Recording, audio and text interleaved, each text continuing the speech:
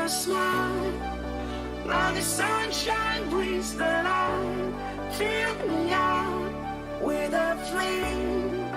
I will let you in this game. Take me out when I'm down.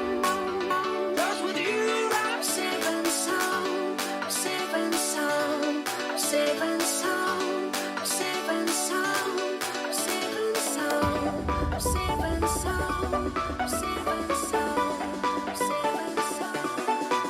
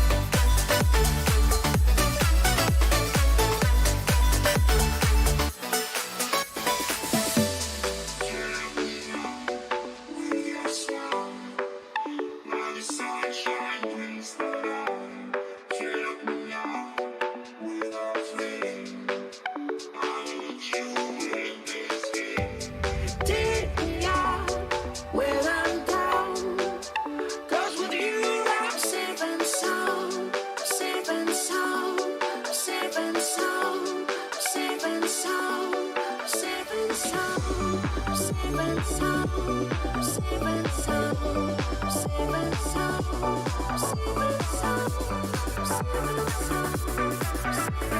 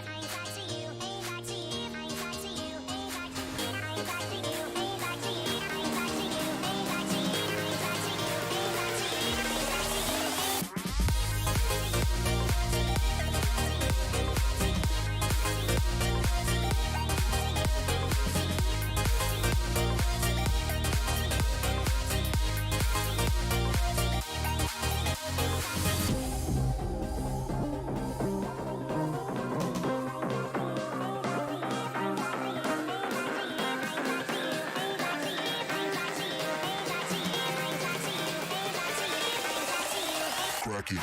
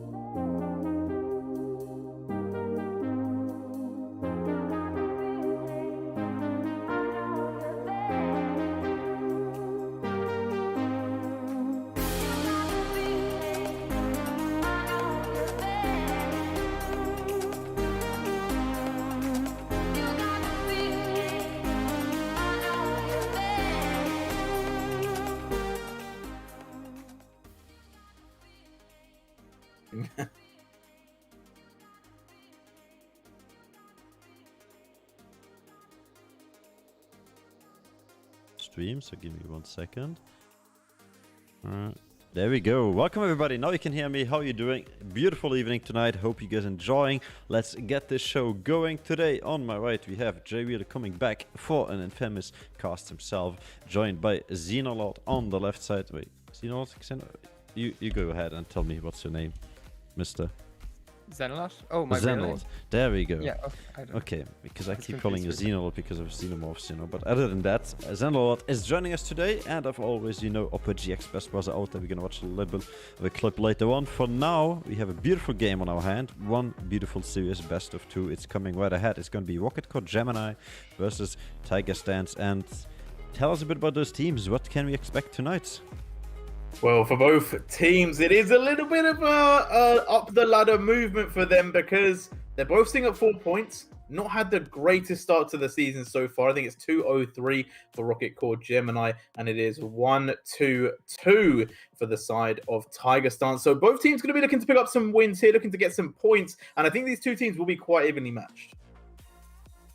Yeah, both teams not had the best of starts, even with some walkovers, particularly that of Tiger Stance. It's hard to measure them as a team because they've played, I think, only 4 out of the 7 actual, or sorry, they played 4 out of the 6 games they should have played. So we are missing quite a bit of information on them.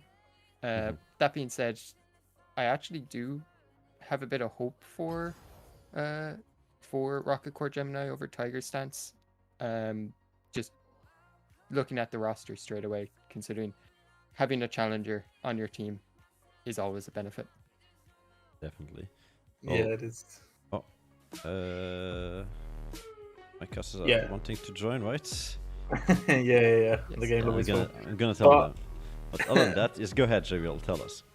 Yeah, so and obviously having a challenger on your team is good. Obviously, a one trick will get banned out, so they're probably not going to get the luxury of having him on his main champion, which obviously is a big bonus. But with that being said, though, obviously still going to be challenger, still going to be a good mid laner, and I do feel like Tiger Stance, sorry, not Tiger Stance, Rocket have kind of changed around their lineup a little bit recently, bringing in Nev.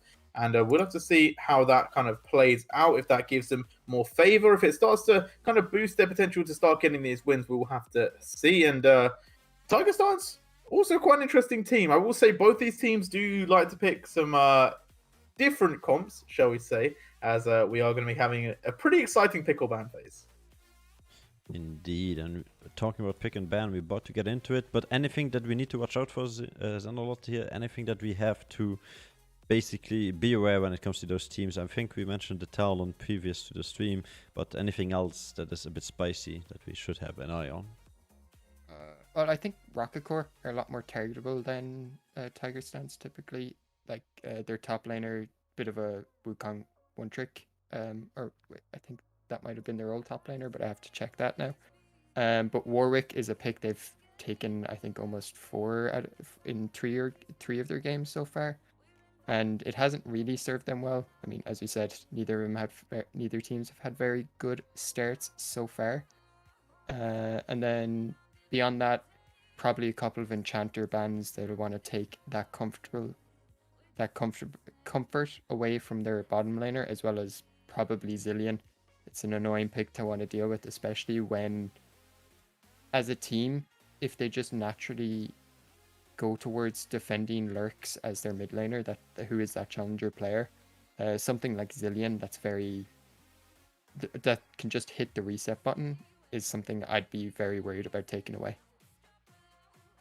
Yeah, indeed, and it's sometimes a game of like just trying to defend your key player. We will have to see if that's how they decide to play. Maybe they could look for a more aggressive style. We will have to find out in the pick and bans, obviously, which should be coming through pretty shortly. But overall, I feel like both these teams need to kind of come through and just try and really put on a show to prove to the rest of the league that we're here to play. We are someone that you need to be worried about, and you need to be careful when you do match up against us. Otherwise, if they don't manage to start putting on a good showing soon, we'll get further and further into the league, and it will come that moment where you're kind of playing for playoffs, and you're going to have that moment where you win every single game, and that is a bit of a shame, especially if you had a lot of potential in your lineup.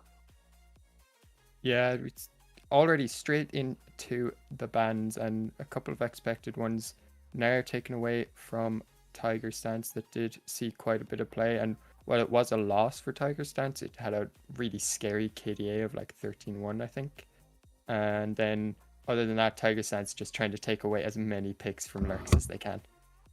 Yeah, and going through the bans there quickly, we see Rocket taking away Kled, Soraka, and Thresh from Tiger Stance. And Tiger Stance taking the ban away the Akali, Kiana, and Talon, as she said, all targeting on the mid lane. Tristana was the first pick up there for Rocket, and Tiger going to answer that with the Brom Trundle. Brom, a very early lock-in. I'm a little bit surprised. Yeah, it can be punished by some of the more aggressive like pokey supports, although she's not in the best stuff like Zyra, but things that can really do a lot of AP damage. But Brown, really good counter to Tristana. You can negate a lot of her of her rocket jumps. You could possibly block even her explosive charge. So it's very much an immediate counter pick. Be interesting to see if that Tristana is flexed, as the Trundle, really strong pick even without tanks on the enemy team, and one of the fastest clearing junglers. Could also be flexed into the top lane, not support obviously with that Brown. Then also Leona and Volibear for Rocket Core Gemini. So really aggressive bot lane with a comfortable possible flex between jungle and top. Yeah, Leona and Volibear, they're picked up. So some tanky members there. So Trundle will have a bit of a field day against this Rocket team. But Leona, they're giving a really strong early game bot lane with that Tristana. However, Lucian being picked up could be put in the bot lane. It has seemed a lot more prevalence in the recent times. Yeah, with those changes in the most recent patch where he kind of got almost like Kalista changes where he benefits a lot to have someone with him. Although it didn't really hit solo lane Lucian that much, or at least I think as much as Riot wanted it to do. So Lucian very much still just as strong in the mid lane and very much still a possible flex. And with that counter pick Tiger Stance has, they're very much going to make use of it. And the second phase of bans coming through, Tiger Stance just keep targeting Lurks with these bans. All 5 of those picks are targeted towards Lurks. Even though Talia was the previous mid laner and not one Lurks played, they're still going to take it away. And then even the Camille and Castellan taken as Kog'Maw is being hovered by Rocket Core after that Mundo gets locked in by Tiger Stance. Yeah, and the Mundo, big pick for me. I love the Mundo pick so much. It is super strong in the top lane. And I will say, like, Volibear could maybe go to the top lane to play against it. They have gone to lock in the Kog'Maw. So you could be right with the fact that Tristana might be flexing into the mid lane, which definitely is a little bit interesting as the Olaf is going to be hovered here, which would mean the Volibear top is quite likely into the matchup of the Mundo. Not the greatest, but definitely able to have a bit of a scrap. Yeah, we have seen Olaf tops before, and it's actually the Nocturne is going to get taken in. So Rocket Core with the double flex, I think that might be AP Kog'Maw mid, because right now Rocket Core Gemini are lacking quite a bit of AP damage.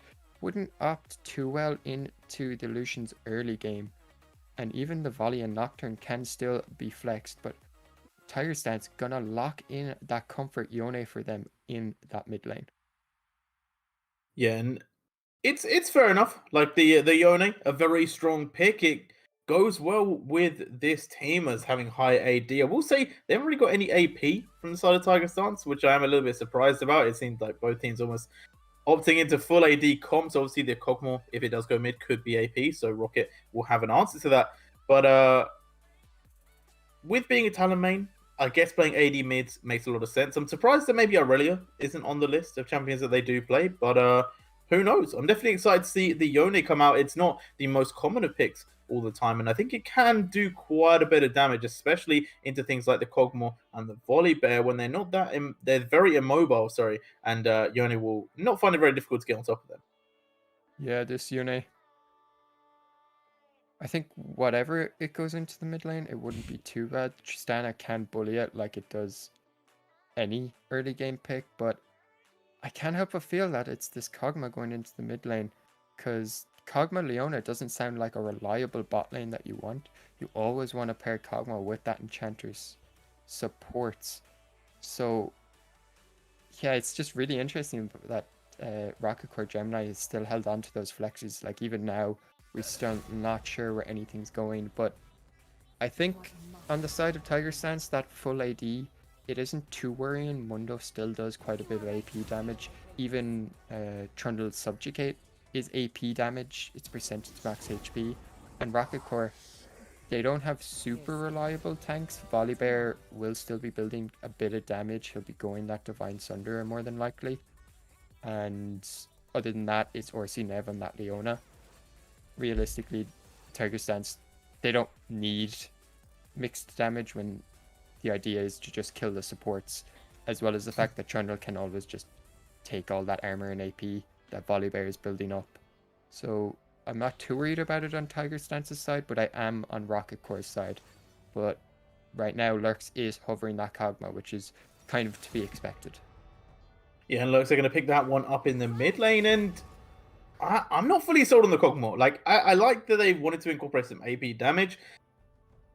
Through Kog'Maw, not sold on it. I think that Kog'Maw's a little bit vulnerable. Obviously, you do have really long range, and the side of Tiger Stance isn't exactly going to be leaping onto you, but Yone into the AP Kog'Maw doesn't sound like the best of times because the Fate Sealed is a pretty long dash. Plus, obviously, with the Steel Tempest, he can push himself forward, and the Soul Unbound as well, giving him a small dash on the movement aspect. And it does kind of beg the question of, is Lurks going to be okay in this lane, or is he going to need a lot of support from that Nocturne? What do we think about Tristana going to the mid lane and Kog'Maw going to the bot lane? Well, yeah, we were saying it earlier. We're just not sure if they're finally going to put it through. It's just that I don't think the Kog'Maw pairs well with the Leona, as I was saying a few minutes ago. It just it's just as vulnerable in the bot lane as it is in mid without that Enchantress. Would this exclude that he can go AP? He goes to the bot lane, or does that mean he can still go itemized versus a bit of AP damage, or into AP damage? Sorry, not versus. The problem with the bot lane one is that Lucian and Brown will always have priority and trade potential because of Kog'Maw's really high AP costs in the first 5 levels. His E, I think level 1 costs 90 mana, and I think he has like a 370 base mana pool. I remember I've played a little bit of AP Kog'Maw, so I'm a little familiar with it. That's like the real problem with Kog'Maw, is you just go through your mana so much in the first 5 minutes, where if you try and use the it's like they're all called acid or bile, but the slowy goo that you throw out that goes in a line, and it can be blocked by the brown wall. So a lot of Kog'Maw's trade potential in that early game can be shut down, but it is going into the mid lane as we are waiting to jump into game. Yeah, and it's a sentiment where obviously AP Kog'Maw, you could put it in that bot lane. I think you would kind of be missing out on the Leona pick then, because Leona, I guess, is more picked to kind of set your team up for that heavy engage, and Kog'Maw just won't be able to follow up on those advances, especially not into that Lucian Braum. As you said, a lot of that damage can be blocked, whereas Tristana obviously can leap in with Leona, the explosive charge on top with the procs from Leona's passive, just make that such a dangerous trade for Lucian, and it means that they could potentially get the better of that duo matchup. Now, with that being said, obviously, Braum's still going to be pretty dangerous to Tristana, can block those auto attacks with Unbreakable, plus is also going to be a bit of a threat with the concussive blows and potentially stacking that up with Lucian's passive, which is a really good duo and a popular one of when Braum initially came out in, I believe, Season 4. So it's definitely going to be an interesting lane. I don't think that it's as clearly won by Tristana Leona, but I think putting the Kog'Maw in the bot lane would kind of lose all potential of that being a proactive lane from your side. Yeah, and I think one of the key factors about this is that with this Tristana in the bot lane as well, Nocturne will have a lot more priority when he gets that Paranoia come level 6. The ability for both bot laners to just easily leap on in any possible engage, whether it be Lucian or Braum, is a lot stronger than Kog'Maw using his Aura Acid from a million miles away. And until he gets about 2 items and hits that level 11 mark, that really does not it does not do a lot of damage unless you're hitting 5 or 6 of them in a row. It's just, look, I'm just not a fan of the Kog'Maw pick here because I don't even think Nocturne wants to spend a lot of time mid lane. He wants to, I think, really get that bot lane ahead with the volatility of both sides. We keep saying it, they're just so aggressive, whereas that top lane matchup is more of just it's a tank matchup, even with Volibear possibly going into that Sunderer. Unless one side really messes up, it's going to be a lot of just hitting each other a couple times and then running away. I think the volatility is in that bot lane, but Kog'Maw, he's going to need help. He's, as you said, he's just so vulnerable even at that level 6 mark. An Ice Pillar from Trundle to slow him down is all you want Coffee will need to hit a Fate Unsealed. That's all he'll need. You burn your flash early, and then Lurks is a sitting duck for the rest of the next 5 minutes. Indeed, and as you said that, we're gonna get into the black screen of the Void. He's joining us as always, but also into the loading screen here. We're gonna have a good look at itemizations, possibly due to the rune choices and of course summoner spells. So yeah, as you can see, we're getting onto Rift soon. So maybe anything we want to point out here, Leaf Tempo, Nocturne, other than that, Phase Rush on Kog'Maw, anything else we have to keep in mind? Yeah, some really good skin game from these players. They got some good choices right there. The Battle Academia Leona has a pretty pog skin. I think that was Hextech Nocturne maybe as well that I saw. It was up very shortly, but oh no, it's not going to be Hextech Nocturne. I believe it's something else. I'm not sure what that skin is. But either way, apart from the skins, yeah, I think that it's going to be a pretty good matchup. I will say, I definitely favor the side of. Let me think about this. I think I prefer Tiger Stance personally, just because I think that their comp is easier to run. I think it's easier to execute. But if the game goes really late, then I will say Rocket actually have the advantage. Yeah, if the game goes really late, what happens with that Kog'Maw is it actually becomes a real big problem for Tiger Stance, because other than Yuan Coffee, they do not have a means to get onto him. They're all relatively short range, no super easy dashes beyond Coffee, but Coffee will have to get through the Leona and the Volibear if he wants to do anything, as Legend of Power just chilling in this bot lane. Not really sure. Just acting as a body blocker as He's Nevin a mobile Freeze. ward, is what we call that, you know. I don't think he even knows that they're in there as well. That's what makes this even better. He's just standing there, just like, yep, I'm gonna do Bron things. So I'm just gonna stand here and holding the passage. If he walks Yeah. up to... Is he going to walk up to Ward? Oh, no. Okay. Lucky Lord Power is going to start right side, so they are going to be able to do it if he pleases. But I think Lurks taking that Phase Rush is a bit interesting. Typically, you take the Comet because it's guaranteed damage with the Spit level 1 with that Kog'Maw E. As you pretty much always guarantee it, and you see that with the mana flow and presence of mind is what he needs to keep through that lane. But right now it just doesn't do enough damage to Yuan Coffee, who took that D shield level 1. yeah, and I think the other reason that I don't really love the Kog'Maw is that Yone, not the greatest early levels, but once he gets 2 items, it is just a huge threat for the team. And Kog'Maw needs time to scale. He's not going to be coming online early, so he can't really punish the Yone at all. And a couple of ganks from South Circuit basically put Yone well on the way to just kind of controlling the whole game, to be honest, as he does go aggressive here, but a small trade onto Lurks will just be ended with the Soul Unbound being used. Yeah, we see Coffee is taking a little bit of damage. That range that Lurks will have, especially with the Barrage level 1, the auto enhancer. Or level 2, sorry, now that he should have taken it, I'm not sure if he did. He should just get a couple free auto attacks on Coffee. You see him actually starting to take a bit of damage. Coffee, it's one thing to be said about Kog'Maw's early levels, especially if you don't have something like the Brown Unbreakable Shield. It is quite difficult to dodge the Voidoos, and we just keep seeing every time we go back to Coffee, he's just being hit. But Lurks, he is half mana, and we do see him take a little bit of damage, but did start tier as well, so it's interesting that Coffee went for the Conqueror rather than the Fleet Footwork, as nerfed as it is on minions. Yeah, and I definitely feel like for Rocket, your bot lane is kind of your key to success. I think if your bot lane can't get ahead, then you're going to be in a lot of trouble because we can already start to see it. Grony is able to beat this Volibear. The cleavers are just going to be able to kind of just take you over and keep you low. And then when you go in for those all trades, he can kind of hit you up and run away and just keep damaging Volibear pretty much for free or taking minimal damage. And Salsa should have a better early game than the Nocturne. So pre-6, it should all be in the favor of Tiger Stance. And I think that their kind of glimmer of hope before they rely on that Kog'Maw in the late game is going to be that Tristana.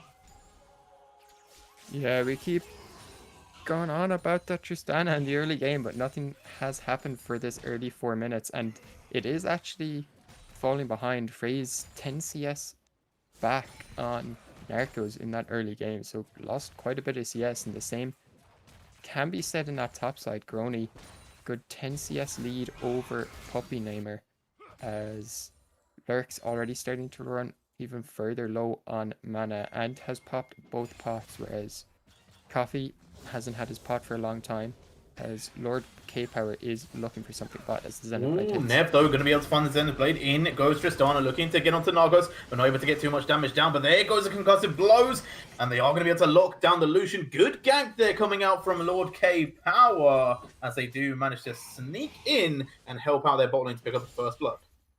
Yeah, really good Zenith Blade by RC Nev. As about as long range as you can hope for, and the low health pools of FaZe and Nev kind of baited Narcos and Legend of Power into staying longer than they should have, especially when Legend of Power got his initial passive stacks on FaZe. I think Narcos really thought he could afford to be more aggressive there and go for the kill. As Puppy Namer gets his backstopped, that's Sag. And it's just Mundo things, man. You can't back in cleaver range. You're going to get hit. And Coffee now in a lot of trouble here. He's going to have to dash away. Will flash as well. Did not want to leave it up to Lurks to just flash forward. But Trundle coming to maybe turn this around. Does flash forward. The damage will take down the Kog'Maw. But now Lord Power trying to pick up the kill. Will find it. And there's 1-for-1 in the mid lane. Yeah, really good initial trading by Lurks to get Coffee like really, really low. And Coffee just immediately flashing before the barrage even came down.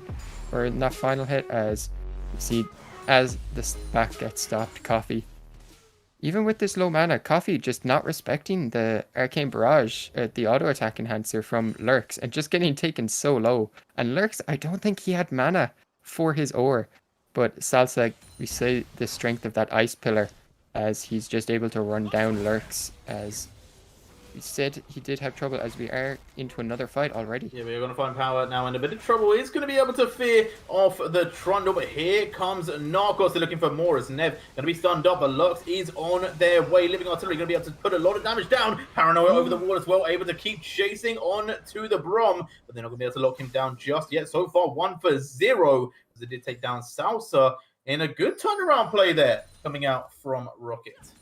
Yeah, it looked like Lord Power was caught out by, I didn't even notice the similarities of the name. We got a Lord and a Legend of the same class in the game, as Legend of Power and that Brown was able to try and catch him out and bully him a bit from that Scuttle Crab, and what looked initially good for Tiger Stance with as much damage as they got in Lord Cape Power, but Lurks being there as well, especially for the turnaround on to Salsa as well. Just a really good turnaround. We see what happens there when the Paranoia comes down. Nev and FaZe just immediately jumping in to protect their jungler. And with that long distance of Lurks, as Nev... The culling there, able to get a bit of damage onto Nev. Narco stepping forward. FaZe, though, going to drop the explosive charge and jumps in. It's a little bit risky from him. It gets picked up immediately by the Winter's Bite. And Nev now going to be locked down. Easy kill for Narcos.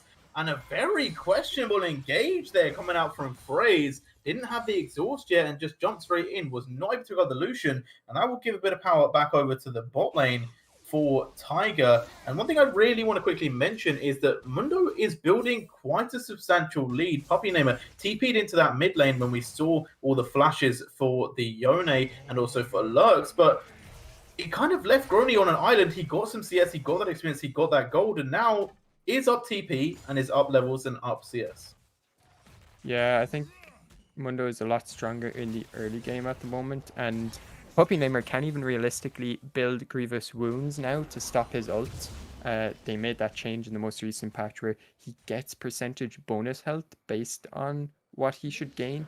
So realistically, it just nullifies any Grievous Wounds, which I understand as a champion design since he's a healing champ similar to Soraka's Wish ult had a similar change, but it makes the counterplay in lane really scary, especially with the gradual buffs Mundo's ult has been getting over like the last year or so, where it used to be a net loss if you cast it, as we see a gank in the mid lane. Oh, Nev there diving in, but in a crucial moment, we see the Trundle there. K-Power trying to come down, but the Lord himself might be facing the Legend head first. Gets picked up, and Lurk as well joins the party. A team that ends together doesn't necessarily win together, but they might stay together. Yeah, I just have no idea what that TP and Paranoia were.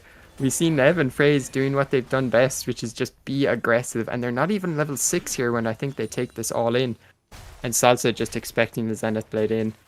Paranoia comes in, but it's just too little too late as Nev is already down. And the TP as well from Grony just to confirm the kills. And then Lurks, he had no mana when TPing in. And your Kog'Maw, your AP Kog'Maw, he needs to TP to the turret there if he wants to afford to do anything. You can't do a flanking TP on a mage like this Kog'Maw. You have to TP behind your team. You need them in front of you, and we saw him get immediately punished for it. Yeah, and unfortunate there for Lurks as she wasn't able to really pop off like she would have wanted to. But it's a sentiment where I agree with you. Kog'Maw cannot be caught in that middle ground. It's never going to be a good time because you're not that kind of assassin that maybe they are used to. As right now, Legend of Power and Narcos have really brought this lane back. It felt like a few of those ganks had kind of gone against their will, and Lord Power had really affected his might onto that bot lane, but it's starting to kind of fall away, and 3-1 Lucian now with the Gale Force completed, already ahead of the Tristana. Pretty scary to deal with. Yeah, he has the red buff as well from that kill on Nocturne. So FaZe and Nev, with all their early lane aggression, have just had to sack the lane, and Narcos is level 8, whereas everyone else in the lane is level 6 as... the culling shredded through the health bar of FaZe, and Nev tried, but the auto attack on the tower was big for Narcos. Would have been the kill onto the Leona, but it will not be, and we do see Lord Power waiting, maybe just hoping that they do dive this tower. Nev trying to bait. This could be risky. Obviously, Paranoia is up, so maybe going to be looking to cause a bit of a nightmare. They're saying that I think they're going to give it over. Right now, we do see the Paranoia going to be utilized. He's going to be able to get the fear onto Lucian. They are trying to get away, but it's not going to be enough. They got the bait. Legend wasn't close enough, and Lord flexing his power should be able to pick up this second kill. It is going to be the double over to the Nocturne, but still kills over to the bot lane. So kind of holding all of his power himself, as we do see Puppy Namer now caught out by the Trundle, but with the support of Lurks, able to walk away. Yeah, good initial trading there for the top side, but going back to that bot side, Nev and FaZe got taken so low, Narcos and Legend so close to killing them. I think even like you saw the auto attack on the turret by Narcos, but even if that Glacial Fissure from Braum had come out just a little earlier to stop the jump from FaZe, there was 2 kills almost guaranteed, as the Herald is dropped in the mid lane, or top lane. So first turret does go over to Grony and Salsa as Nev making his way topside. Yeah, and to be honest, I don't think it's really going to do much. Like, yes, you can see Mundo a little bit longer, but I think Puppy Namer is in no condition to contest this Mundo right now. It's just a very, very strong muscle man there. The doctor himself just prescribing himself a few turrets and a bit more gold. Yeah, and going back to the bot lane fight, he thought that Nev being on 100 HP was the bait, but it was in fact the final plating that Narcos wanted. And you could tell as the TP is actually coming down from Puppy. Yeah, and they are going to be able to jump onto this good dash there from Narcos, but we do see the stun coming through. That will be him ticking over the Puppy Namer there, having to flash as well, really having to commit for this play. That's TP flash out from their top lane just to secure the kill onto the bot lane. Will it be worth it? question will be hanging in the air for a little bit. Is Brony going to be pushing even further into this top tier 2?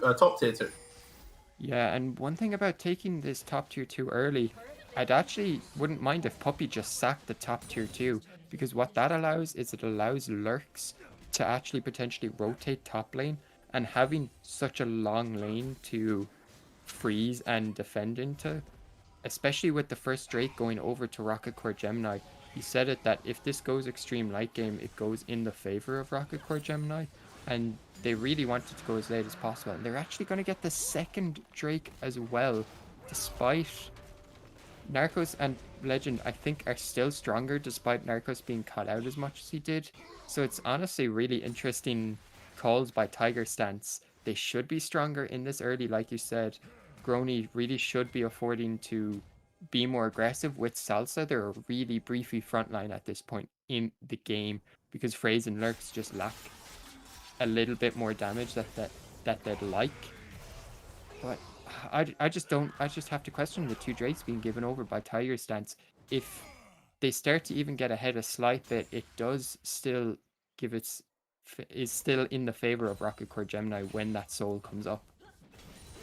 Yeah, it just feels like, I don't know, it just feels a little bit questionable for me. It's kind of a situation where you need to take control. Maybe they're not understanding the assignment, I don't know, but it feels like you need to kind of push your lead and take the control. You have a Lucian, you have a Mundo. They're not going to be the late game that you want against the Kog'Maw, and you have a lead. You are up. You're up about 2k gold. Your Mundo is strong. Your Trundle is strong. You have a good front line. You can definitely cause the damage to kill off Kog'Maw with this Yone, and they're just kind of not pushing the go button, which could really come to bite them in about 10 minutes. Yeah, and another thing to mention about the Tristana pick is there's a lot of ways that rocket jump is interrupted, as all of Tiger Stance, you can't just stand on each other. It's a Kog'Maw. He can hit all of you. That red buff is going to go over to Tiger Stance. I don't know why they sent 4 people to take a red buff at 15 minutes into the game, as Yuan Coffee is going to be... Yeah, a little bit of a question one. Oh, great flash though over the wall, but it is going to be matched by the flash from Lord Hour, and also the jump there from Puppey Namer is in the bot lane. Grony there having a little bit of trouble, but now going to go aggressive here. Might be able to turn this around, and Lurks finds the damage, puts the final axe down, as we do see the Trundle there going to run through, and we'll be able to kill off the Kog'Maw. But Grony maybe not as strong as he once thought, hasn't built any AP, and Lurks just able to keep threading through those abilities. Yeah, Grony not respecting the fact that, those of you who don't know, Kog'Maw's Ore, Living Artillery, does double damage to those below 40% HP. So I think with the Spitting Ooze, or the Void Ooze, I think Grony was just not expecting that much damage to come out at once, and I think there was even a Luden's proc in there. So overall, really like immediate burst of damage that Grony just was not expecting, and as you said, no more to speak of. Just has that armor for the Puppey Namer 1v1, so did get punished, and I'm not really sure what Yuan Coffee was doing. He took in the top lane fight, he took his second Steel Tempest towards Puppey Namer, and as soon as that happened, Lord K Power just immediately pops the Paranoia and runs in, and he did still try and survive. He flashed over the wall and tried to get it away. Very questionable use of his escapes. I feel like Yone should be quite difficult to run down, but just made a minor mistake when taking that second Q in. Yeah, and I think that part of the problem is the Nocturne is just really good on the chase, able to really get you when you're isolated, and has been having a pretty good game so far. Lord K Power definitely very strong, probably the strongest on the side of Rocket Core Gemini at the moment, and that could come to bite them, to be honest, because 5 kills onto the Nocturne, none of these have gone to the Tristana, and only 2 kills over to the Kog'Maw, which pretty much got gained by themselves. Yeah, and yeah, Kog'Maw still kind of lacking on items. Did pick up that Oblivion Ore, but he will be a little ways away from that finished Seraph's Embrace, as the second item actually is going to come through from Lord K Power, and it is a Guardian Angel. other than Narcos on the side of Tiger Stance, the first to pick up his second item. So just assuming that he's going to get bursted down, but not really a big fan of the Guardian Angel in this case, mainly because once Nocturne uses the Paranoia and uses his cooldowns, coming back up to live isn't that valuable for a Nocturne. Yes, he'll have his cooldowns back, but the main strength behind a Knockdown is that Paranoia. I would have liked to see a little bit more damage. And we see actually another strength of the Kog'Maw. He can just check all the bushes he wants with that Living Artillery. Yeah, and able to get a bit of damage down. Now we do finally see Tiger Stance able to try and fight for a Drake, but will he be able to find enough damage? That's what we have to ask, as Grony taking a bit of poke from this Kog'Maw. They have started the Dragon and they will be looking to take it early. However, the Nocturne is there. The Culling going to come out, but not really collapsing onto anyone as Puppy Gamer into the backline. Going to be going aggressive, but we do see the Fate stay. Is going to come to the backline, but Lord Power able to pick up the Lucian. Now it's a bit of a risky situation now for Tiger Stance, but I Want Coffee still alive. Will finally fall down. Volibear picks him up, but now Nev and Lord Power in the backline just going absolutely ham. But finally, will fall. Grony and Salsa still very strong, standing tall. Will lock down the Nocturne as Nev on the run. Will he be able to get away? They are not willing to give this up without a bit of a chase. And Salsa getting close, gets the bite, double kill, and will be able to take the tower, the dragon, sorry, as well, as we do see Phrase on the tower. Yeah, we come to the end of that fight where we see everyone with such low health pools, but one of the key factors with that is Rocket Core Gemini just did not understand what they needed to do. They left Lurks by himself. Legend of Power and Yuan Coffee were just able to run to the north side of that fight, and the Fate Unsealed and the Glacial Fissure just got dropped on Lurks. You see him live or died with the flash still up.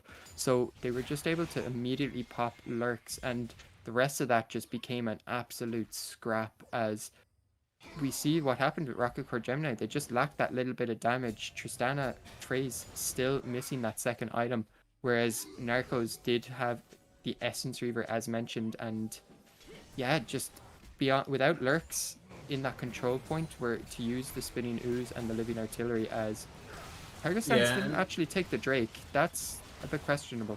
Yeah, so what happened when you were away is that we'll talk about that in a second, because we do have another team fight. Paranoia there going to be utilized. TP going to be coming through from Mundo. Nev caught out here. Should be an easy pickup for the team of Tiger Stance. While we were away looking at that replay, Mundo and Trundle did start the Dragon, but a TP in there from Lurks meant that they could not continue. She picked up both of the kills, and then Salsa came, then Narcos came through, managed to pick up a kill on, I believe it was Phrase, and Lurks was able to survive. So a little bit of fighting did occur around that Drake. It wasn't just all rainbows and sunshine and people just farming it up. And right there, we do see the Dragon was taken as I Want Coffee goes forward and doesn't manage to get the Fate sealed onto Phrase, which could cost him pretty dearly. Tries to get the knockup, will not be able to get it. Does get hit with the Buster Shot and is thrown away. As now on the top side, the Baron Pit, they are going to be looking for this. Lurks now being chased down by Grony, able to get run down by this Mundo. This time will not have the damage and is picked up. And once again, no defense for the Kog'Maw. Yeah, I think that's a really good call by Tiger Stance to try and take the Baron when there is two bot side, particularly the main front line for Rocket Core Gemini, as Puppy, we're still fighting. They're still fighting indeed. Lord Power trying to stay alive. Does have a little bit of support from Leona, but it's not going to be enough. Grony finding another kill. And then that mid lane Lucian did survive. Narcos did not fall down to Puppy Namer. And they are going to be looking for this Baron. No Nocturne, no Kog'Maw. It should be all theirs. They're kind of on it, kind of not. I feel like a little bit of a weird decision making there, as Grony was walking around maybe looking for more of their team. As Legend of Power now caught out here. Puppy Namer going to be able to help out with that kill. Phrase picking it up, and now maybe they can mount a further attack, as Grony is trying to ward them away while they try and finish this Baron. The time is ticking. Nev getting a little bit closer. 1,000 on the Baron. They're looking to try and cause some trouble. They pick it up, and here comes the fight. Coffee able to go back into the pit. Nev going to be taken down, but Phrase and Lurks dropping this damage from afar now, going to be jumping in, and they do turn it around. Nargos going to be able to trade 1-for-1 as Lurks looking to finish off Salsa. Will they have enough mana? Indeed, they do. Drop in living artillery left and right, but the pillar will stop them from having further of that fight, and Salsa will survive. But another big fight going over to Rocket Core, and that is not what you want to see if you're Tiger Stance. And we talked about this late game Kog'Maw coming online. Yeah, the control he gives over certain points, and we see Tiger Stance just a bit of indecisiveness. You said they weren't really sure what they were doing, whether they were on the Baron or not, and that couple seconds cost them. It meant Lurks was able to get back to the fight just in time. FaZe, Nev, and Puppey, I don't think they were realistically able to stop the Baron by themselves. But Tiger Stance, they did try and get some wards down, and those couple seconds bought enough time for Lurks, who, with that Void Ooze, with that Living Artillery now, and those 2.5 items built, they talk about the two item spike, that he hits this point, he really does have a good bit of AP. He's well past level 11 as well, so the second level in Living Artillery does really start to stack up, especially if anyone on the side of Tiger Stance gets below that 40% HP threshold. That being said, Baron did go over to Tiger Stance despite the fight not really going their way. So just on Salsa, I don't think anybody had respawned to get that Baron buff, but we will have a look at that in a sec. I think it only could have been maybe Legend of Power or You Want Coffee. Yeah, I think Salsa might still have the Baron buff because he didn't die. It's just Salsa. But apart from that, I believe it is just him. And the next dragon coming up, it is the Mountain Soul, available for Rocket Core, and it's not the situation I would have predicted going into this game one, but it is where we're at. And this is a big one. If they do pick up this Mountain Soul, I kind of think it might be curtains for Tiger Stance. Yeah, they've already been on the back foot. It's weird because they've been the ones starting objectives, getting priority in the river a lot of the time, but then they just not sure what they're doing after, whether they're taking the fight, starting the Drake, and Lurks just keeps punishing it. Even in the previous Drake fight where Rocket Core, particularly Lord K Power, went in ahead of his team, it overall still went in the favor of Rocket Core Gemini to even after the fact, as here we see again Tiger Stance have control of the river, but Lurks not hitting those artilleries, and he needs to get his team in a favorable position. Yeah, they saw this one up. Paranoia going to be coming through. In he goes for the steal. Will not connect it though. Mountain Drake over to the side of Tiger Stance, and now they're going to be chasing down the enemy team. Nargos able to stay alive. Lurks is still up in this fight, but Grony going to be able to charge forward and pick up the kill. Now FaZe trying to deal the damage and trying to kite away. Will not survive though. They do take down the Mundo, but in comes the rest of the team. Nev is going to be the last one to fall. Ace over to the side of Tiger Stance, and they should be able to turn this into some towers.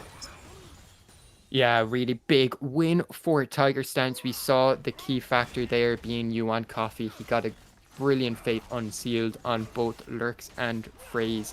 And one thing to note is the exhaust now just ticked up for FaZe. Flash was up, but that exhaust was crucial. Wasn't able to put it on Coffee. And that Flash being down for Lurks as well meant he couldn't dodge the Fate Unsealed. And once both those carries, he didn't actually get to finish them himself in the fight, but it did mean they were taken out of the fight. And Lord K Power trying to go in for the steal, and I brought it up earlier, that Guardian Angel, it just isn't doing him any favors. The rest of his team wants to be back defending Lurks, so they just can't follow up whenever he respawns. Crucially, Inhib didn't get taken by Tiger Stance, but the Earth Drake did, so they are going to delay that soul. And we see what happens when Lurks isn't able to hit those artilleries. He wasn't able to soften up Tiger Stance for the rest of his team, particularly, again, that Nocturne who wants to dive in and try and execute someone.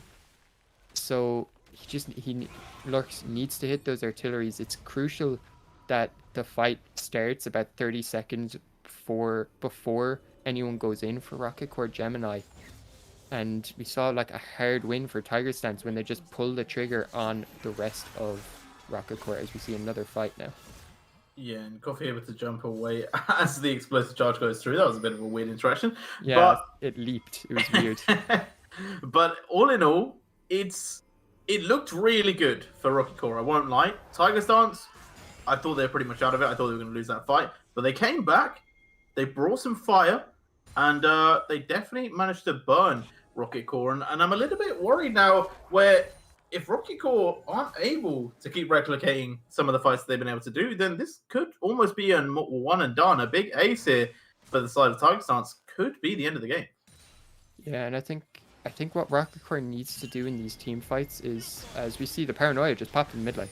And we do see Lucian staying alive, the culling shredding through Lord, but will fall down. And it is going to be a bit of a crazy one now as Grony going to be able to lock down K Power into the backline. We do see Coffee versus the Bear, but in goes the Fate Sealed. Locks down the Tristan, and Nev now in a lot of trouble. Will be picked up as Zen comes back.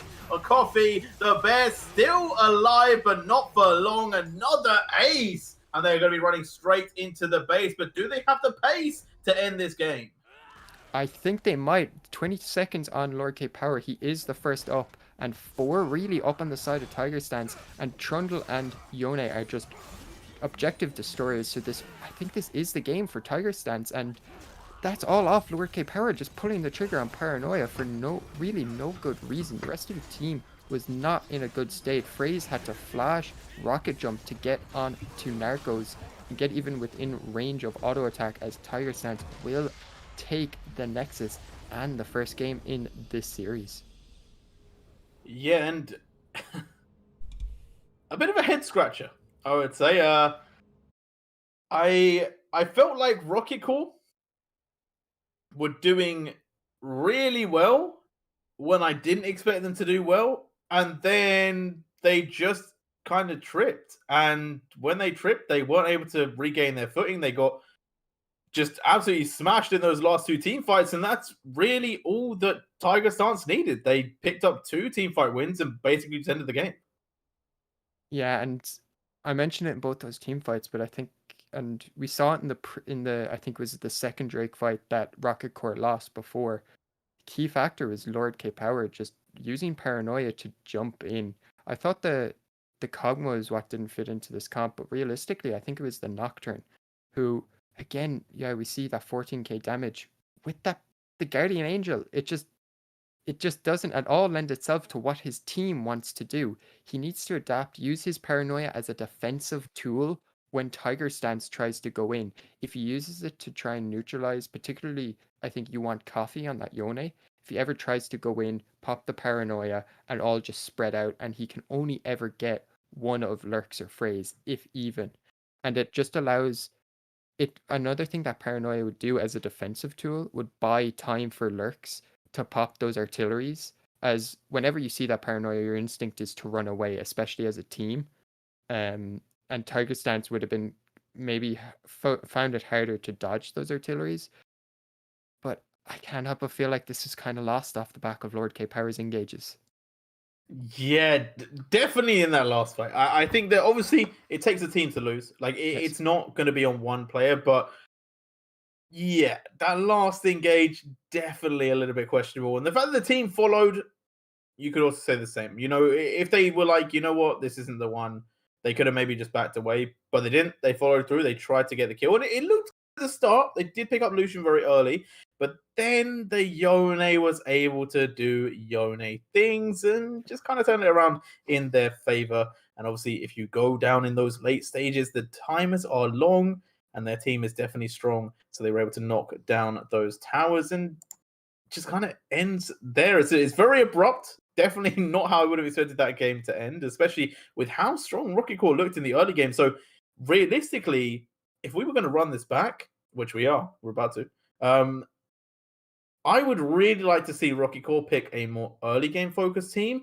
because they seem to absolutely smash it in the early game, but then just weren't fed enough and didn't have enough, like, I'm trying to look for the word. I want to say like accessibility, but it's not accessibility. It's just ease of completion, I guess, is what I'm thinking, to basically just take the game home. And I think that if they'd maybe picked a more cohesive team, they probably would have won this game. Yeah, I agree actually a lot with Zenalot here when he came to the composition. First, he was like, Okay, the odd pick is the Kog'Maw, and it did look like an odd pick, especially in the laning phase.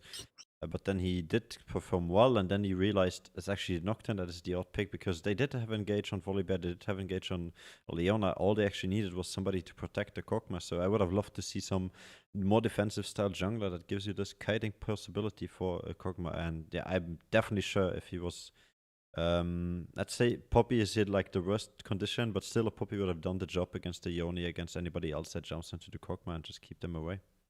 I think my initial think was like Sejuani with Yeah, that true. with that stun. I think that's the really good one, especially with the melee of Volibear and Leona.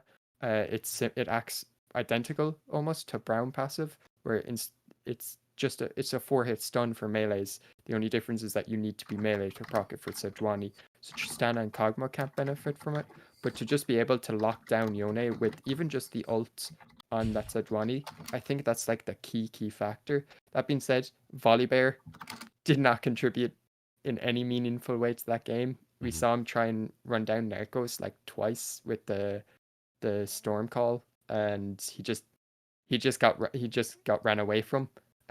So I think both topside champs, if you're going for that Kog'Maw, you just really need to protect it. It does. We saw what happens when he gets that Seraphs finished, even against champions like Mundo and Trundle, who do have those defensive stats, that it's just able to pick away at your health pool. And we saw him 1v1 Crony on that Mundo at one stage in the bot lane, lurks. So yeah, just identify the win condition for your team, which in that game was lurks on that Kog'Maw. Even Phrase wouldn't have had that much impact on that Tristana.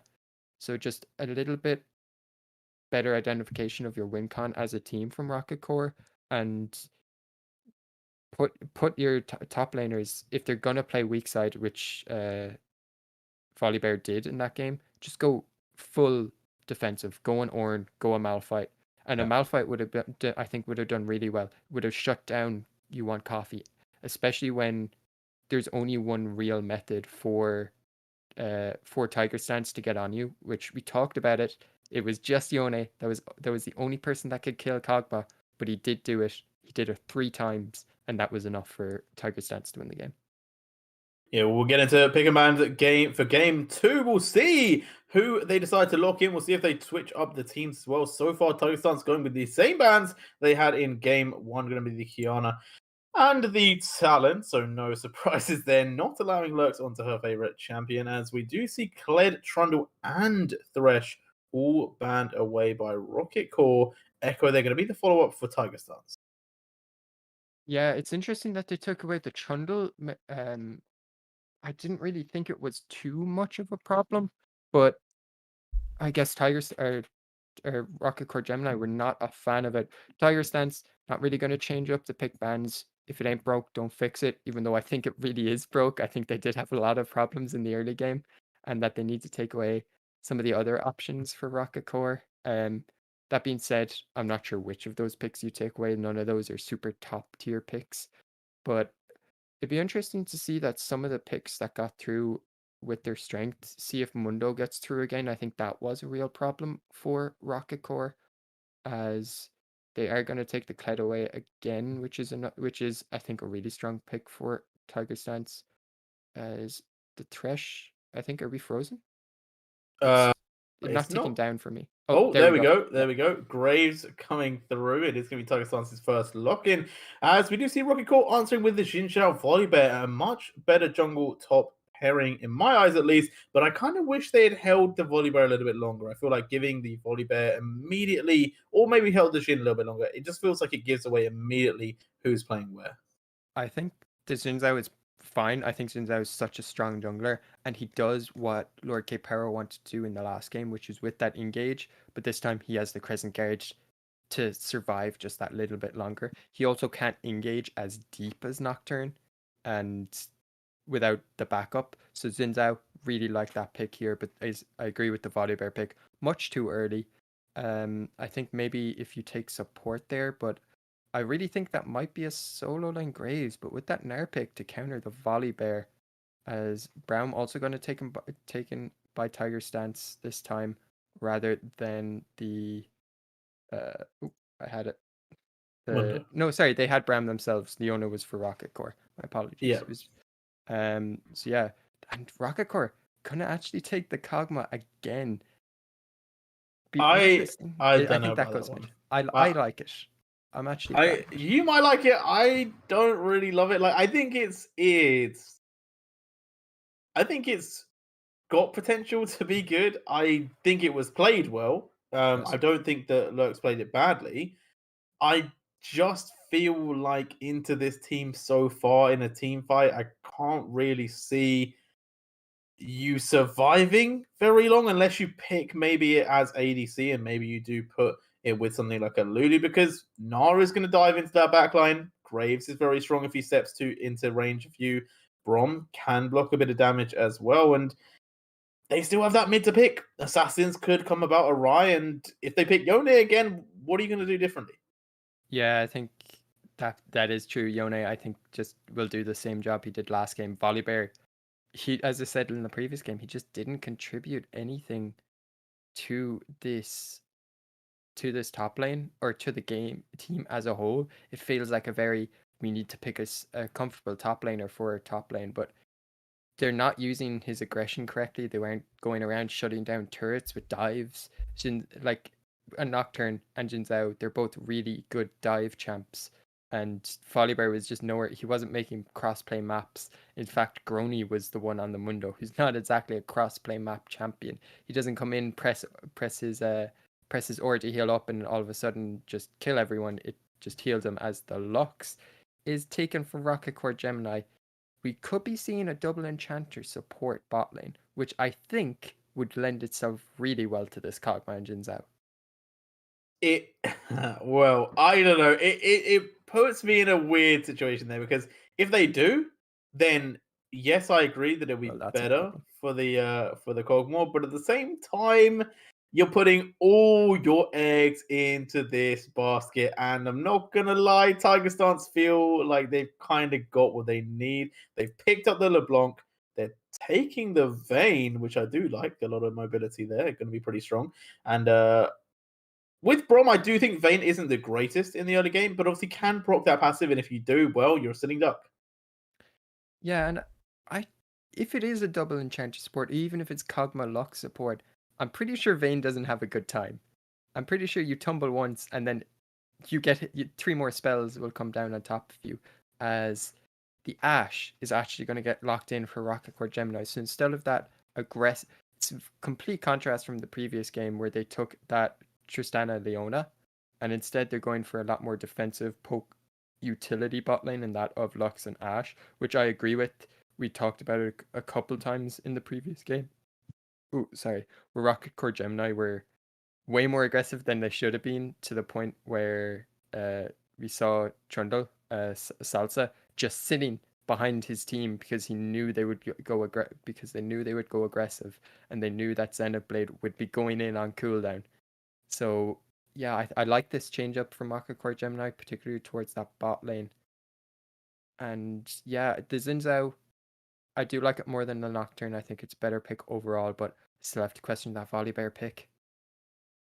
Yeah, it's just a little bit.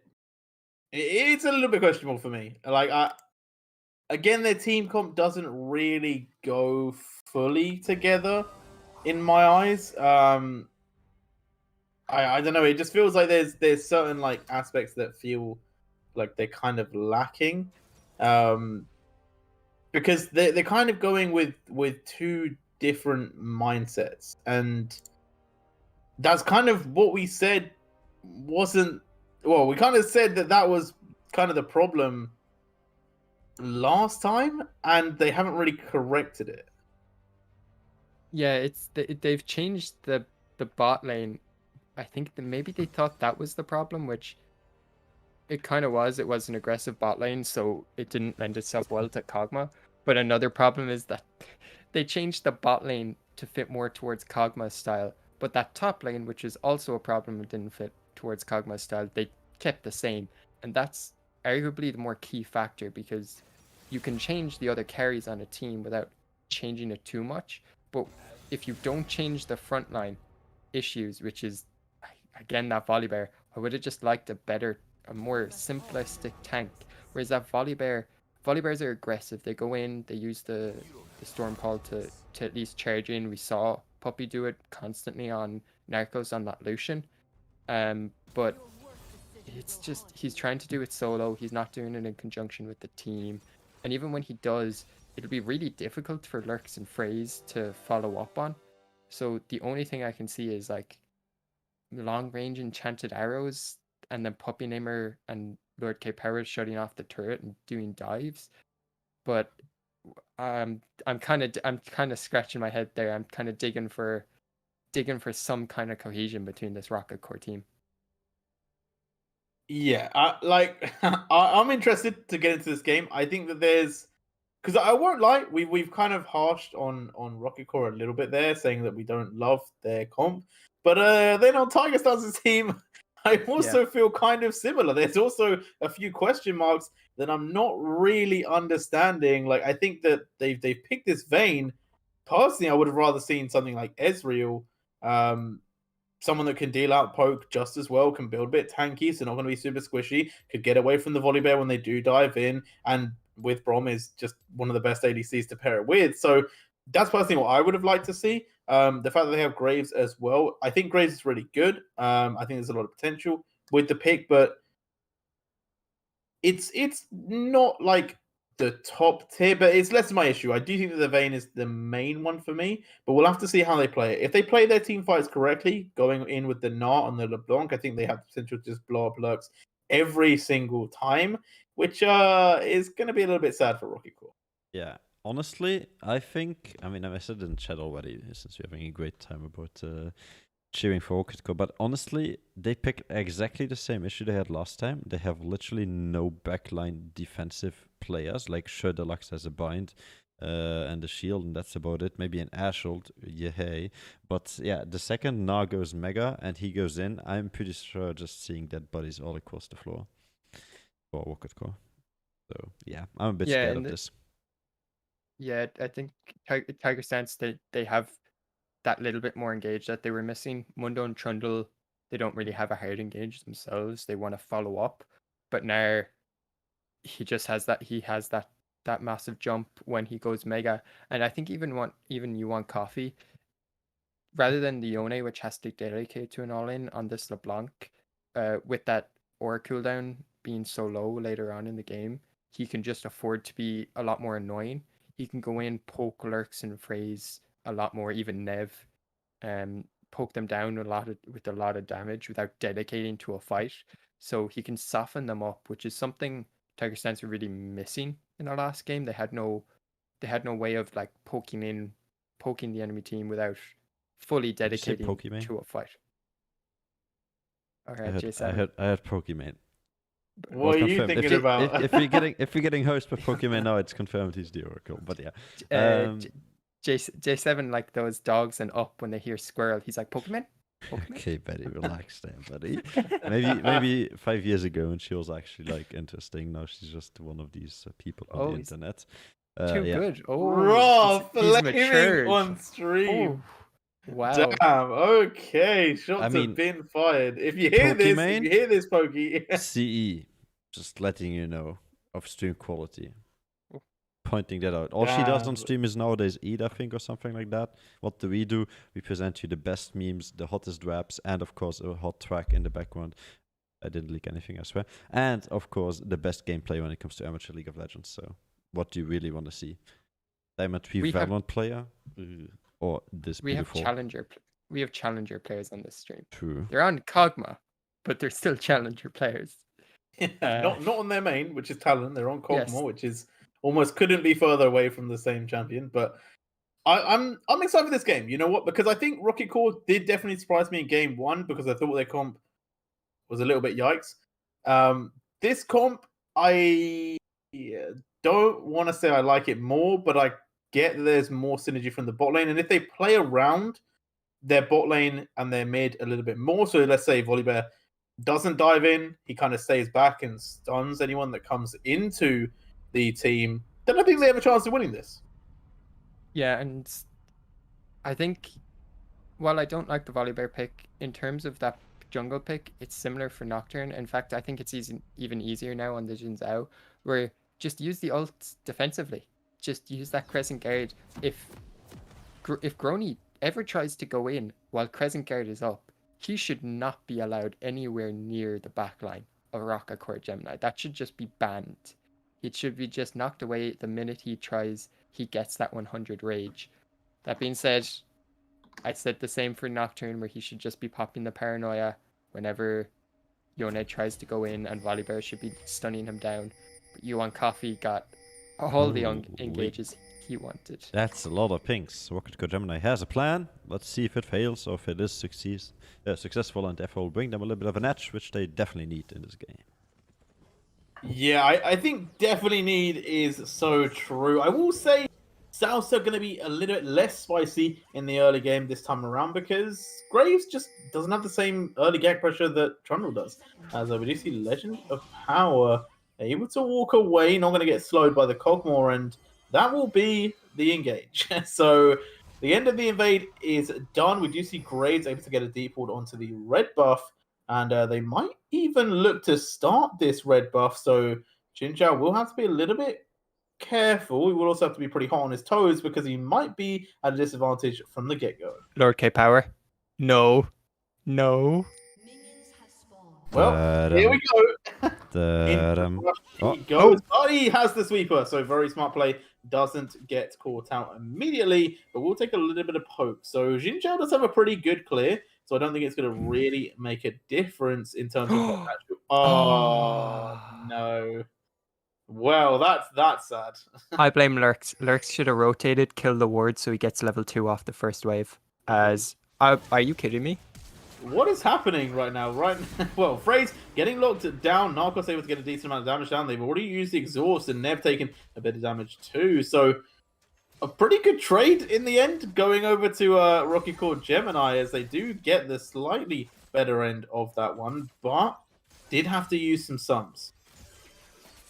Yeah, Narcos, I don't think he wants to be this low. I think while sums it did go in the favor of Tiger stance, Narcos doesn't really want to be this low early in the game. Phrase and Nev are going to poke him down quite a bit in this early bit.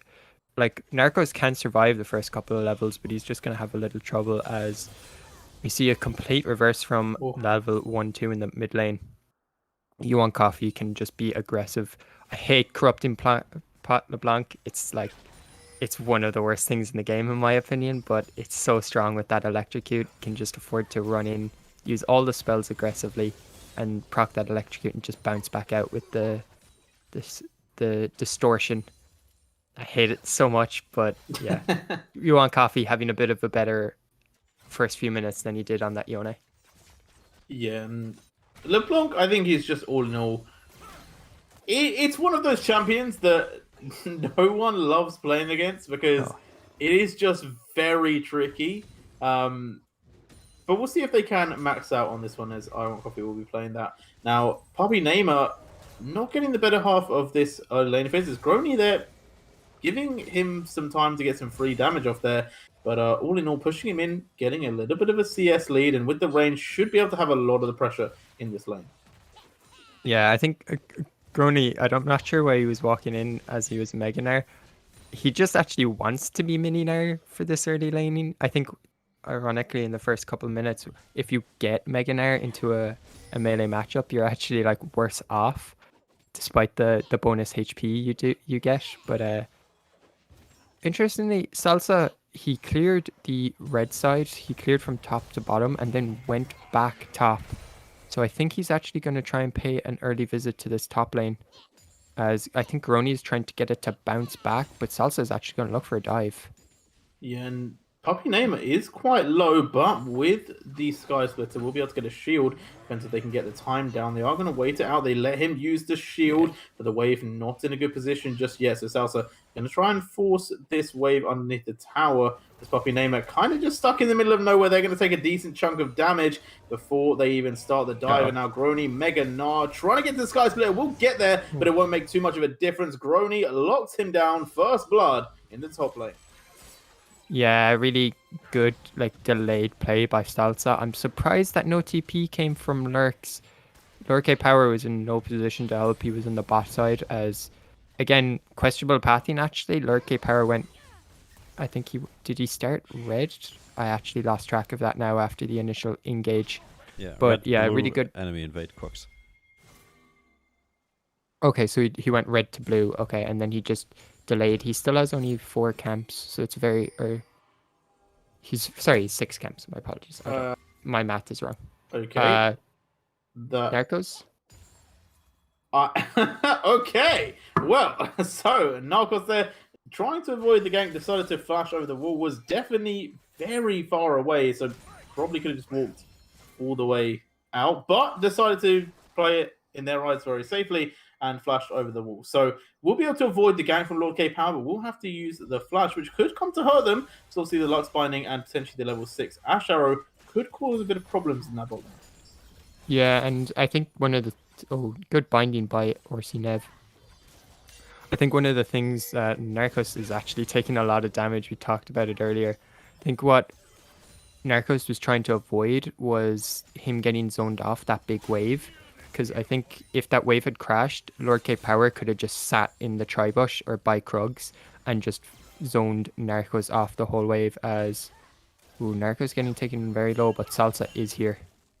Yeah, and Fraser and Nev just keeping them pinned in. Salsa is here, and it's going to be a little bit of a difficult one, though. The slows do come out. A lot of damage is going to be used, and the exhaust procced very early. But with the light binding, they might find some more damage. Unbreakable will stop them from getting damage off just yet, and the slow will not connect as Salsa looking to get in a little bit more. Flash there from Nev will take them away. The Ignite is ticking over. 2 stocks of the concussive blows, and now Fraser in a little bit of trouble there, gets taken down, and Narcos finding the kill as you want coffee coming down to the bot lane, but not going to be able to turn it into anything. But big plays there, relieving some pressure from the Vayne and giving them a kill. It's a big bonus. Yeah, and I can't help but feel that was deja vu from the previous game, but this time reversed, as Rocket Core Gemini saw Narcos and Legend of Power just so low from their poke that even when Salsa arrived in and they did that initial burst damage onto him, they thought they could try and maybe turn it into that 2v3 around.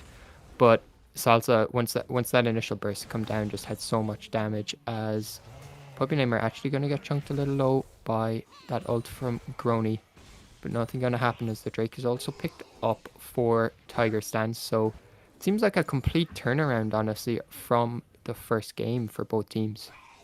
Yeah, maybe it's just a blue side buff. I don't know really why it's changed so much. And also, let's talk about that Gnar damage for a second there. That was just pretty much one ultimate that took what looked like a third of Puppy Name himself. Well, he did have the full, I think, Phage buy, or I think he had Phage and was missing Sheen as You Want Coffee. Gonna get hit by the Wind Becomes Lightning, as that is the second time Coffee's back has been stopped. Whereas Puppy Namer in that top lane fight, he only had the boots and the cloth armor, as well as the fact that I think he was a level behind at the time. He was level 6 to Grony's 7. So kind of expected that the ult does that much damage for Grony, especially when he has that CS lead over Puppy. But I do have to question what Lord K Power has been doing in this early game. Xin Zhao, a very strong early game champion, but really hasn't made much impact at this point in the game.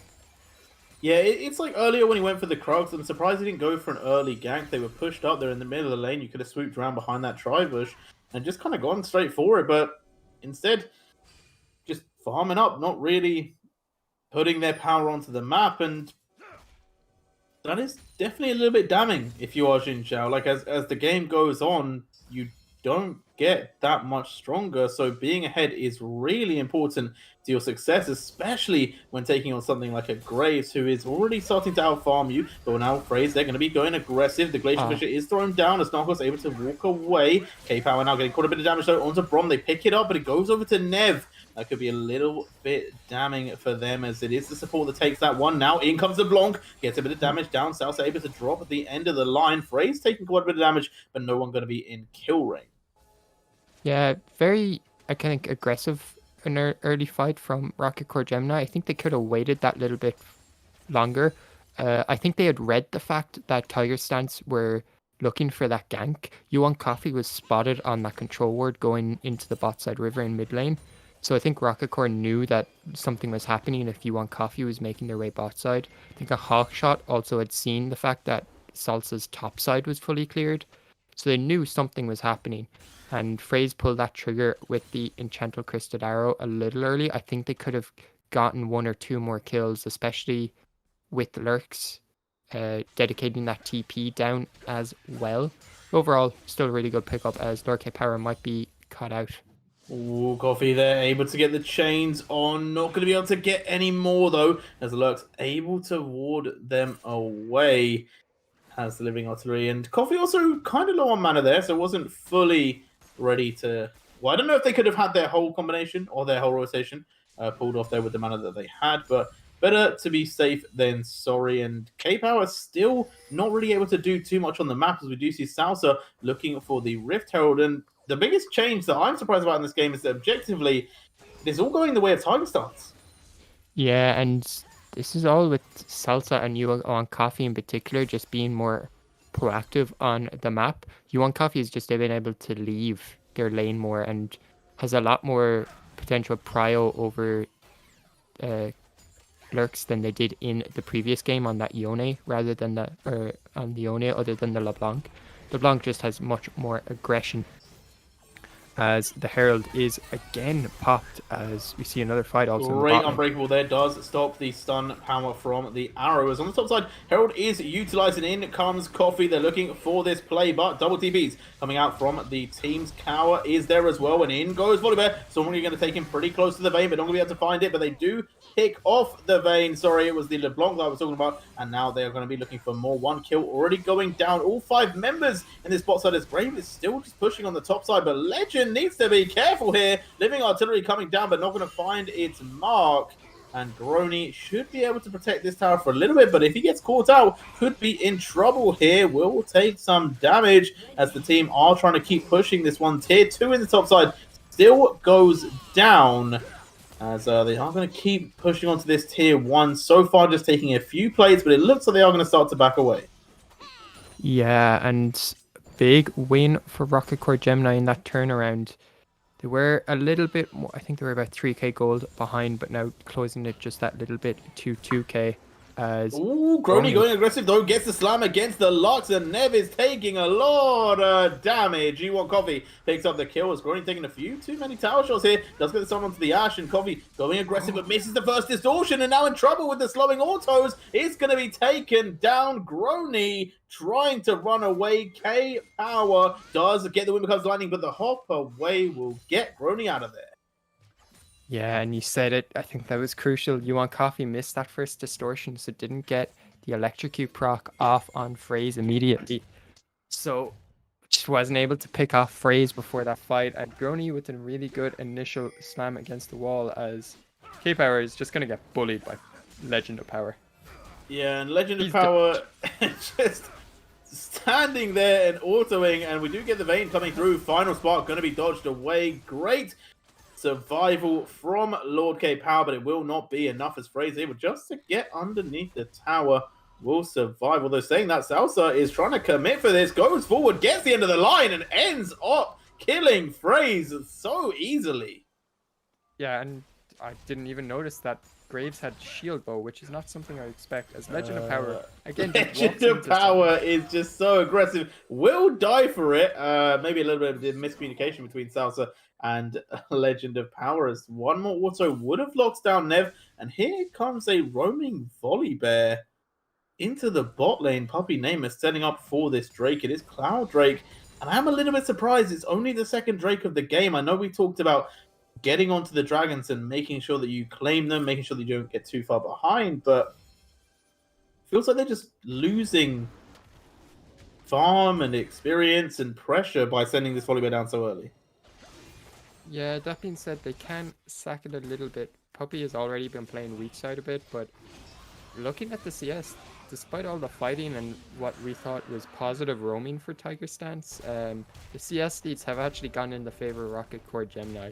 So that 3k goal lead could be a lot worse than it is, but Yeah, the sending down. Oh, what you want? Coffee got that blue buff.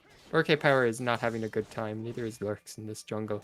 Legend is just Oh, and it's bullying him. about to get worse. Grony finding the lockdown. Lord K Power goes in. Oh, stun from the arrow, not going to connect. Great jump there from Grony as now Lurks in trouble, trying to get away. Will get locked down, and you want Coffee dashing over the wall, finding the kill. And Kog'Maw will fall as we do see a condemn there onto the Volibear. Puppy Namer now trying to walk away.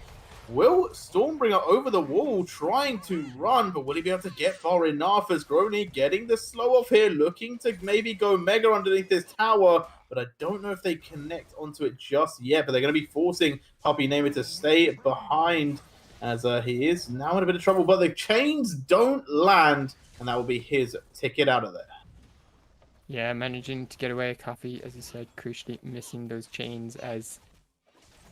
I don't know, Lord K Power is just not respecting the control Tiger Stance has over his bottom side jungle. That's the second time he's just tried to clear a camp on Vision, as Legend of Power is establishing Vision as well and has control of the jungle. And he just walks into him, gets the Winter's Bite started, and the rest of his team can just run in and follow up. And they don't even need to do any crazy plays. They just need to get that stun down. Lord K Power, 40 CS now down as well because of it. He's just not been able to farm his own jungle. And despite the Drake and an early advantage that Rocket Core had just that minute ago, losing out again with the kills. Lucky that Puppy Namer as well didn't get taken out as well, as I said, Lurks might be dead as well. Oh, Lurks in a bit of trouble here. Although saying that, Grony with a questionable jump takes him out of range from the Kog'Maw and will allow Lurks to live there. So a little bit awkward there, but it is what it is. Didn't manage to get the kill. Does still have pressure, and I'm not gonna lie to you. It's still very early in this game. 16 minutes in, we are at a 4K lead for the side of Tiger Stance, but it feels a lot more. It feels like they have pressure around all of this map, and it really feels like they're building on what could be a pretty convincing win for themselves. Yeah, this is a complete turnaround where they did actually even had the gold advantage in the first game, but the progression of play, the direction of play was just all in the favor of Rocket Core Gemini, whereas this time Tiger Stance, they have the goal lead and they're using it too, and we just haven't seen any of the early aggression or advantages that Rocket Core were able to get in the fights in the previous game established. And despite the fact that arguably they have easier tools for it, as Nev might be caught out. Well, they are going to be dashing forward. K-Power stepping up, though, and that's a little bit questionable. Now in range with the Graves. Not going to be somewhere you want to be. He is able to get away, though, and finally it will not go down. But he does get picked up there, finally, by the Vayne, as we do see the Volibear in the backline once again on his own, getting locked down. Double over to the Brom, which is something I didn't expect to say this game, as Nev in the backline gets taken down by the LeBlanc, and Kog'Maw, the last to stand, the last to fall, as Coffee does finish them all, but will go down themselves to the tower. But 3 still alive, able to keep pushing this one in. Salsa and Grony able to do quite a bit of damage, and it was actually Narcos as well that did stay alive. It was 4, but they decided to go to the bot lane to pick up that wave. Yeah, and it's deja vu from the first game all over again. Lord K Power just went aggressive. FaZe and Nev were the only ones to back him up, but Nev doesn't even have his first item finished. FaZe with that shield bow doesn't really contribute much on Ashe either.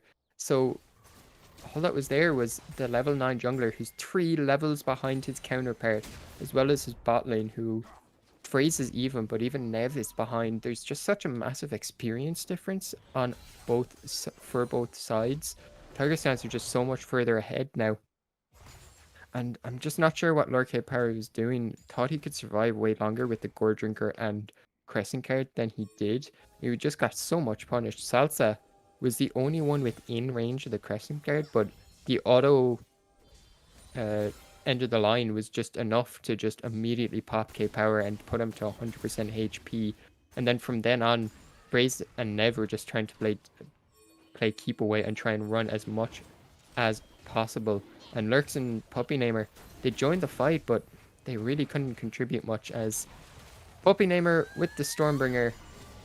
I think he's missed almost every Stormbringer I've seen this game, as Nev is actually going to be cut out again. No flash. Yeah, Narcos able to lock this one down pretty easily. He does have the Condemn, doesn't even really need it, but does utilize it to maximum potential. With Salsa not only 3 levels up, but also an item and a half, almost finished on that LDR. And once that is completed, it does feel like there's going to be no one that can stand in his way, if anyone could at the moment. And on to the Inhib Tower, 20 minutes in. Not a good sign if you're a Rocket Core Gemini fan, as they take the final tier 2 of this map away. 6 towers to 1 so far. They've just gotten so much gold, and it really ramped up in the last few minutes. Now up about 8k. Yeah, just a massive gold chasm now has formed for both teams, as the one benefit I think Rocket Core do have is that Tiger Stance don't have the best of siege. Other than LeBlanc poking them down, they don't really have a ways of trying to punish Rocket Core, and Rocket Core should be able to relatively easy clear the waves. But that being said, AK gold lead can add up to a lot, so Tiger Stance could just be able to brute force their way in, as Rocket Power is actually going to be able to break the chains. And we seem to have hit a bit of a lull state. Tiger Stance, I think they're a bit indecisive. They took that turret in bot lane, got even more gold on to each of them, and then they're still sticking around. I think they want to back, spend that gold, and then just fight for that Baron, as I don't think Rocket Core can really contest at this stage. Yeah, Nev just getting taken to half health immediately. You said they don't have the best siege, but to be honest, they have a great Baron taking team. Vayne and Gnar and Fed Graves. It's not going to last very long. Yeah, they're just going to melt through it, especially that Vayne and Graves. Typically, when you have a bad mid laner to take it, like LeBlanc, but that gap is just filled with that jungle and ADC, and normally Vayne takes a while to come online, but at this point, they're so far ahead. Just should break through it, especially with the Gnar and the Brown to tank it, as Lorkay Power just keeps getting these camps taken away from him. He might actually get Flame Horizoned, as Nev is just going to get okay. That was Final Spark. Interesting usage there. Maybe was checking to see if Baron was being taken, which at that moment in time it was not, but it is definitely now, as they're going to be looking for that one. It is a 4 versus 5, and it feels like there's no way to contest this. Rocket Core Gemini all in their base. It feels like they're kind of trapped at the moment. And as you said, so many of these have been taken away, but there's just really nothing that Lord K Power can do, because he wasn't able to build himself up in the early game. He needed to get himself ahead. He needed to put himself on the map, and he just didn't do that. And because of that, Salsa always going to be stronger. They've opened up the map. They've got the gold lead. So anyone like Grony, Coffee can easily sneak in to the jungle and just force K Power away, who is still only level 11. Yeah, and at this stage, K Power, even with that Crescent Guard, I think Tiger Stance is just so strong that they can just wait it out. With that Baron take, becomes just a little over 10k, as oh no, K Power. Oh, doesn't get stunned, but is going to have to immediately run away, as Vayne and Graves just waiting in that bush. Didn't manage to get anything for that, though. But they are going to be looking to push in these towers, and I feel like they need to wait a little bit so that LeBlanc can cause some pressure on the bot side of the map. But Grony stepping forward here, going to take quite a bit of damage off from Phraze, but will be able to return some of that with the Winter's Bite. And now Phraze needs to be careful. Megadar has turned, and Salsa over the wall, gonna do a lot of damage to Lurks. 2 autos, and the ultimate almost finishing him off. He will finally go down. The bone of Red Buff was enough, and a great Unbreakable there does stop the damage from the Crystal Arrow and stops the stun crucially as well, as they just absolutely shred the team. Lord K Power underneath the tower is Nev, will fall, and it is all she wrote in this game. A very dominant performance from Tiger Stance. All out aggression. No turtle stance today. And they will be able to take this one 2-0 and push themselves further in this tournament. yeah, that needed win for Tiger Stance. They were just so strong at the end of that game. You said that they needed to wait for LeBlanc to sync up, but they're just in their base running down the entire team of Rocket Core Gemini. We see that replay. Like, Lorkay Power got a really good Crescent Guard off. Even Narco's outside the base, wasn't able to get a bunch of damage off, but Coffee and Salsa were just way too strong. And in the end, Legend of Power, the only one to go down for Tiger Stance in that final fight, they were just way, way too far ahead. And you said a little bit of damage on Grony from Phrase, but he hit him for a long time to do that bit of damage. And Grony, as soon as he turned Mega, was just able to heal it all back up. And we see the perfect KDAs from both Grony and Salsa. Just too strong at topside. And we talked about topside a lot. It really was the name of the game for both games. Grony was just honestly so much stronger and relevant than Puppey Neymar in both games, as well as the fact as well as Salsa.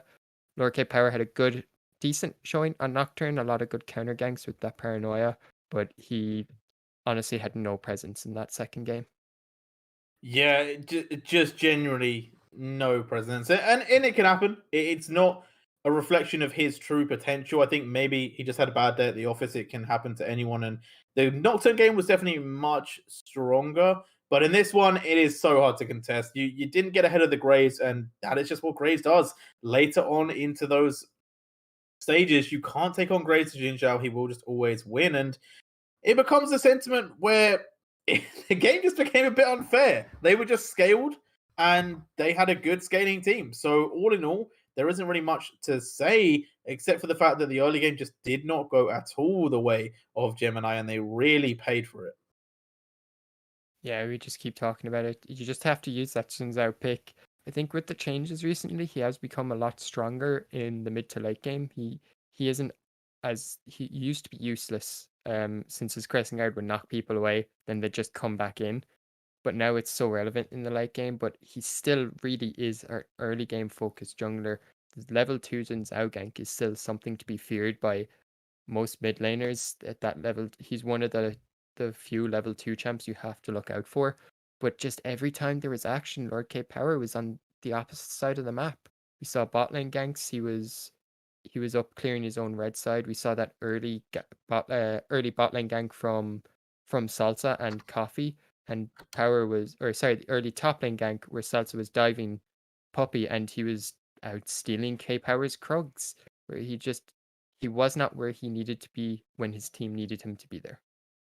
Yeah, agreed. I think that those ganks could have come in crucial, but all in all, I think that Tiger Stance just played really well. I think they did look pretty strong, and they're definitely someone that you have to watch out for. Obviously, a couple of questionable ones maybe in game 1, but game 2, they came through, they were clinical, they got to the point, and they did what they had to do to win that game. Yes, indeed. Well, other than that, we do have recap. Wait 1 second. Oh no, it's okay. We have to recapitulate a bit on the games. Game 1, kind of not the wished impact from the jungle. Top lane also blind picked Volibear. Second game, same story, and in both times they did lose lane. But then again, also in the second game, the Lux support. I don't know.